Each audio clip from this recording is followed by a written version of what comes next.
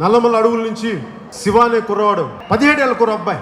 మన జర్నలిస్ట్ మనకి ఇక్కడ ప్రశాసన్ నగర్ కాలనీ ఆఫీస్లో నేను లోపలికి పోతా ఉంటే ఒక 2 కుర్రాళ్ళు కనిపించారు. కొద్దిగా వర్షం పడుతూ ఉంది. ఆ వర్షపు చినుకులు తడుస్తూ వాళ్ళ పక్కన ఉంటే నేను చూశాను. బాబు ఎవరు ఏం కావాలి మీకు అని. నేను లోపలికి వెళ్తే మామూలుగా వెళ్ళిపోతాను, చాలామంది ఉంటారు కదా, ఒకసారి విష్ చేసి వెళ్ళిపోతాను. కానీ ఆ బిడ్డను చూడగానే నాకు ఎందుకు ఒకసారి లోపలికి పిలవాలనిపించింది. లోపలికి పిలిచిన తర్వాత ఏం కావాలంటే, అన్న మాది నల్లమల యురేనియం ఎక్స్కవేషన్ జరుగుతూ ఉంది అక్కడ.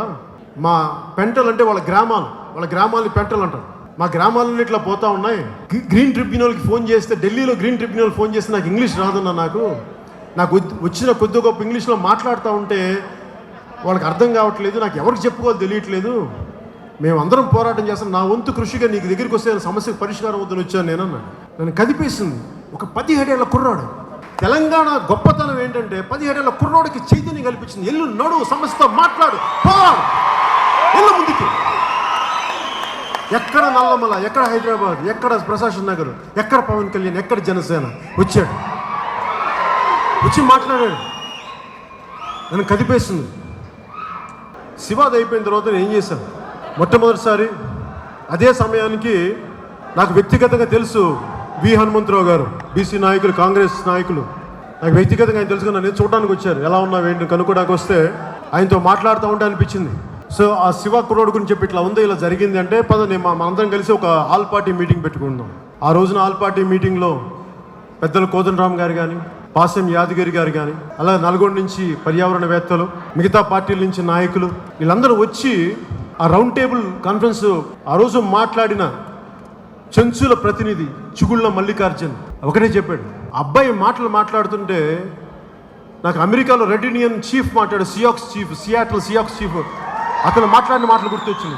ఈ రోజుకి కదిలిస్తాయి ఆ బిడ్డ మాటలు. అన్న, ఈ వాగులు, వంకలు, సెలయేళ్ళు, ఈ చెట్లు, ఈ పుట్టలు మా అన్నదమ్ములు, మా అక్క చెల్లెళ్ళు అన్న. పెద్ద పులిని పెద్దమ్మ తల్లి అంటాం, ఎలుగుబంటిని మల్లన్న అంటాం, తేనెలో ఉండే గడ్డని తెల్లగడ్డ దీన్ని మల్లన్న అంటాం. అలాగే ఇందాక చెప్పిన ఎలుగుబంటిని లింగమయ్య అంటాం. ఇట్లాగా మేము మా జీవితాలు మేము బతుకుతున్నామన్నా, అడవిని ఆశ్రయించుకునేవాళ్ళం అని మాట్లాడితే నాకు అనిపించింది, ఆ బిడ్డలకి న్యాయం చేయకపోతే ఇంకెవరికి న్యాయం చేస్తాం. ఇక్కడ చెప్తున్నాను, మేము అభివృద్ధి జరగాలి, ఖచ్చితంగా అభివృద్ధి జరగాలి. అభివృద్ధి ప్రస్థానం, పర్యావరణాన్ని పరిరక్షించే అభివృద్ధి ప్రస్థానం జరగాలి. కానీ పర్యావరణాన్ని అంత దారుణంగా విధ్వంసం చేసేసి అభివృద్ధి మనకు ఆనందం కలిగిస్తాం. వేలాది మంది చెంచులు రోడ్ల మీదకి వచ్చేస్తే వాళ్ళు కన్నీళ్లు పెడుతుంటే ఆ కన్నీటి మీద మనం అభివృద్ధి అనగలమా? సో ఎట్లా చేయాలి? ఈ మధ్యలో కొంత అభివృద్ధి జరగాలి. ఎప్పుడు అభివృద్ధి విధ్వంసంతో కూడి ఉంటుంది. మన సంస్కృతి ఒక ఇల్లు తవ్వాలన్నా కానీ నేల తల్లికి భూపూజ చేసి అమ్మ క్షమించి నేను తవ్వుతున్నానని చెప్పి అంత గొప్ప నేల ఇది, అంత సంస్కృతి. అలాంటిది అడవుల్ని తొలిచేస్తూ ఉంటే చాలా ఆవేదన కలుగుతుంది. ఎక్కడో మారుమూల శివ అనే కుర్రవాడు 17, ఈరోజు 18, 19 ఉంటాయి.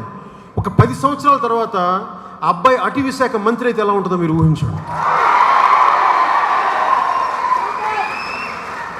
ఒక చిగుళ్ళ మల్లికార్జున్ పర్యావరణాన్ని పరిరక్షించే మంత్రి అయితే ఎలా ఉంటుందో ఆలోచించండి. నేను అలాంటి వాళ్ళు రావాలని కోరుకుంటున్నాను.